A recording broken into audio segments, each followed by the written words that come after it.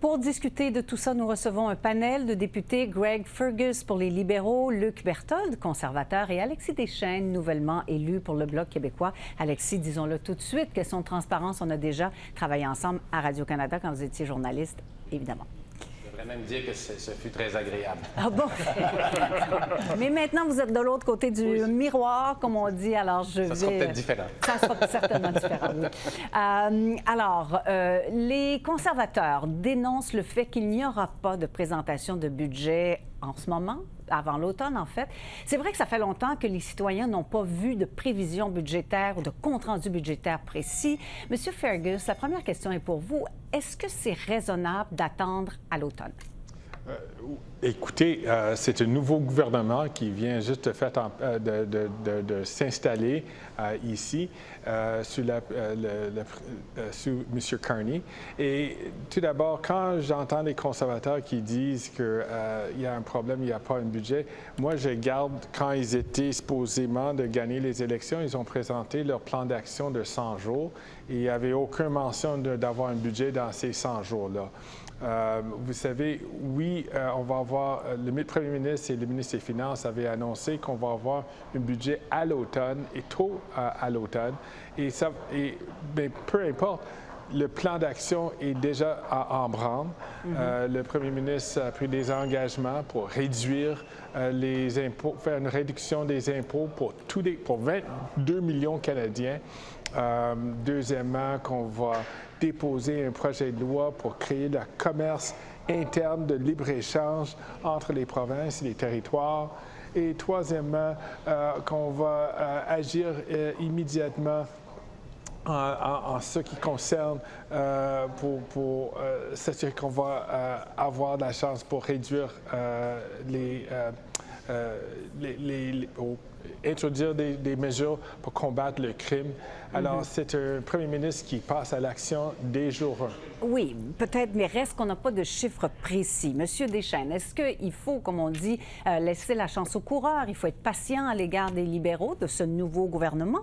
Ou c'est normal d'exiger de voir un peu quel est l'état des finances? Bien, absolument. Je veux dire, nous, on veut collaborer, on veut coopérer, mais par exemple, sur la baisse d'impôts, quel est l'état des finances publiques présentement du gouvernement? Quel est l'impact de la baisse des contre-tarifs canadiens sur les prévisions budgétaires du gouvernement? Alors, on nous demande de les appuyer dans une initiative où on marche un peu à l'aveugle. Alors, et surtout, nous, ce qui nous frappe au Bloc québécois, c'est qu'on a vécu une campagne électorale très particulière sur l'urgence de solidifier l'économie québécoise, mais aussi canadienne, face à la menace américaine. Et lorsqu'on écoute le discours du trône, bien, il y a très peu là-dessus. Là, la baisse d'impôts pour répondre à la menace américaine, c'est un peu court. Alors nous, au Bloc québécois, on a des idées, notamment la gestion de l'offre. Protégeons par une loi, dès maintenant, la gestion de l'offre pour être sûr que que l'on négociera avec les États-Unis, qu'il ne pourra pas y avoir de concessions là-dessus. Alors ça, on va le proposer très rapidement et on pense qu'on devrait pouvoir aller chercher un accord parce que c'est pour le bien de nos agriculteurs, surtout au Québec, mais il y a du monde aussi ailleurs, d'autres agriculteurs ailleurs qui pourraient en bénéficier. Ce qu'on veut aussi... Je vous interromps, c'était une promesse inscrite dans le discours du trône de protéger la gestion de l'offre. Est-ce que ça vous met en confiance? C'est bien. Maintenant, est-ce que les mots sont importants? Donc, dans le discours du trône, on ne dit pas qu'on va aller jusqu'à adopter une loi qui va venir protéger, donner un statut encore plus fort à la protection de la gestion de l'offre. Mais si c'est vraiment l'intention du gouvernement, alors travaillons ensemble. Appliquons, nous, on va déposer notre projet de loi pour la gestion de l'offre très rapidement. Et si le gouvernement veut l'appuyer, bien, on peut faire en sorte que nous quittions là, la session au mois de juin avec déjà un gain pour les agriculteurs du Québec. Bon.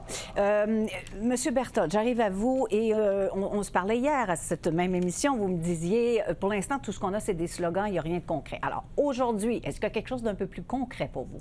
Non, au contraire, mais permettez-moi de revenir sur quelque chose que j'ai entendu 2 fois aujourd'hui de la part du premier ministre, M. Carney, de la part de M. Fergus, là, cette idée que c'était pas dans notre plan des 100 jours de faire un budget, ça il va de soi. Faire un budget, c'est intrinsèque. On ne le met pas dans une campagne électorale qu'on va faire un budget. Les gens s'attendent à ce qu'un gouvernement qui arrive en place fasse un budget, fasse l'état des finances publiques, annonce comment il va payer toutes les nombreuses mesures, les promesses qu'ils ont faites durant la campagne électorale. explique où on va couper dans la fonction publique, parce qu'il y a des gens ce matin qui ont très, très peur. Il y a eu des annonces de réduction massive de croissance. Nous, on avait annoncé où on couperait, mais on ne sait pas le plan des libéraux toujours aujourd'hui. C'est pour ça qu'un budget est si important.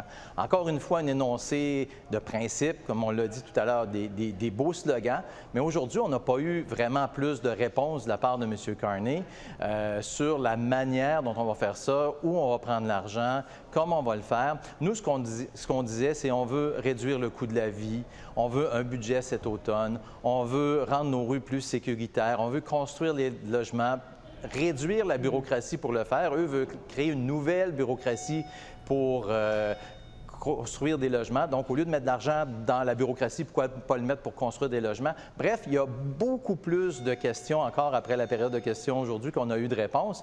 Un budget, ça permet de faire l'heure juste, de faire le point, de faire l'état des finances publiques, savoir ce qu'on a les moyens de ce qu'on veut promettre et de les réaliser.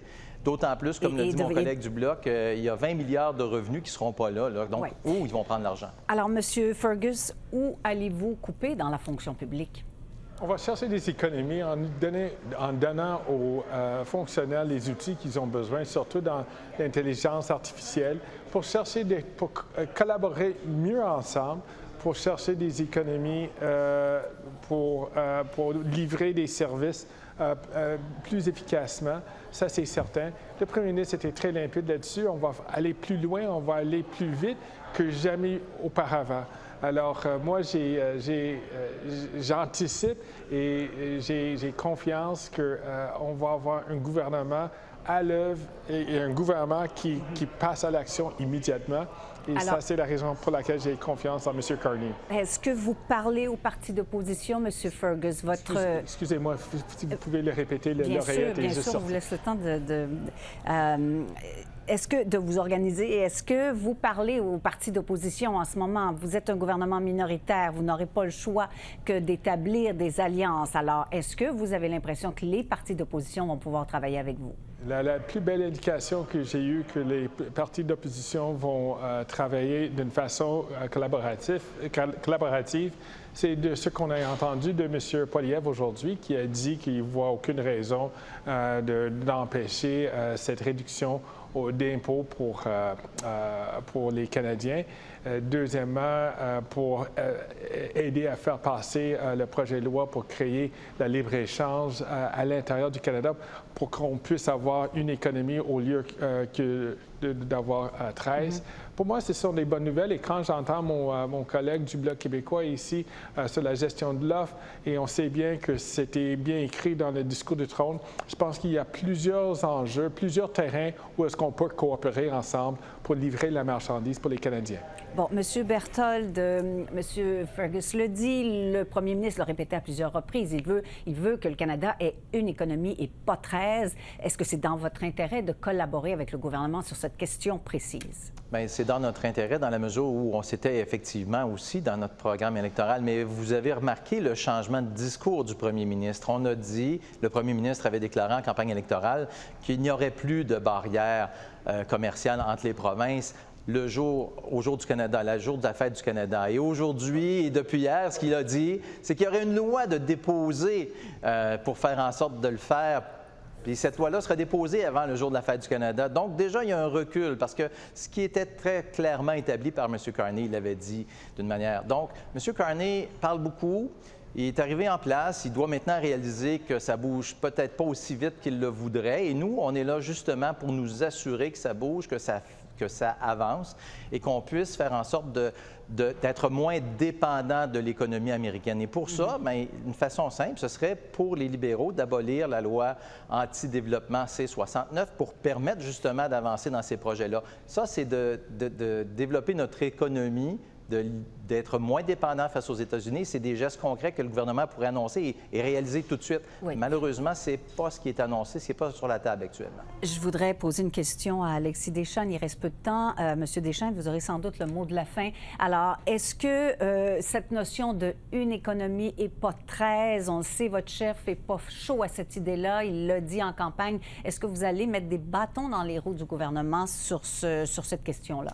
est important pour nous, au Bloc québécois, c'est de défendre l'autonomie du Québec. Alors, si le gouvernement fédéral veut éliminer les barrières, puis c'est ce qu'il dit, fédéral, de nature fédérale, grand bien lui en face. Ce qu'on ne veut pas, c'est qu'ils viennent limiter l'autonomie du Québec, de légiférer en matière de langue, de légiférer pour protéger, entre autres, l'industrie forestière, qui sont toutes ce qui est peut-être considéré comme des barrières réglementaires, mais qui, dans le fond, qui ne sont que l'expression d'une autonomie québécoise. Et maintenant, ce que je veux dire en terminant, Mme Lafrance, c'est qu'on est ouvert à collaborer avec le Bloc québécois, puis une des façons qui pourrait peut-être avoir notre écoute, parce qu'il faut que ça soit donnant-donnant, on veut que le gouvernement fédéral envoie 800 millions de dollars au Québec pour compenser pour les cadeaux électoraux de la campagne électorale qui ont été payés par les Québécois. Ça serait une bonne façon de commencer. Vous pensez à l'essence, par exemple, c'est ce que vous voulez dire? À la taxe carbone, dans le fond, qui a été annulée par le gouvernement fédéral et qui, le gouvernement fédéral, M. Carney, a annoncé 3,7 milliards à envoyer partout